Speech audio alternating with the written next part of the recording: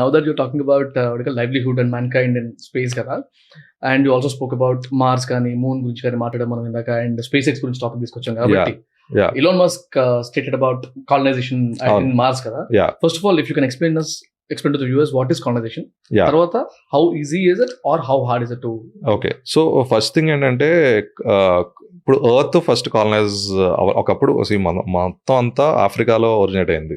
You know humans అనేది species Africa నుంచి originate అయ్యి రెస్ట్ ఆఫ్ ద వరల్డ్ కి కాలనైజ్ చేసింది. యాక్చువల్లీ కాలనైజేషన్ అంటే ఏంటి, ఒక రీజియన్ లో ఉంటున్న వాళ్ళు వేరే రీజియన్ ఆక్యుపై చేయడం కాలనైజేషన్. ఓకే, సో అది ఎర్త్ లో కూడా colonisation. Even India was British colony, you know, so British వాళ్ళు వచ్చి మనని ఆక్యుపై చేసుకున్నారు. So like that. ఇప్పుడు స్పేస్ కాలనైజేషన్ అంటే ఏంటి, స్పేస్ లో we are belong to earth, going and occupying some other extraterrestrial body is colonization. That is space colonization.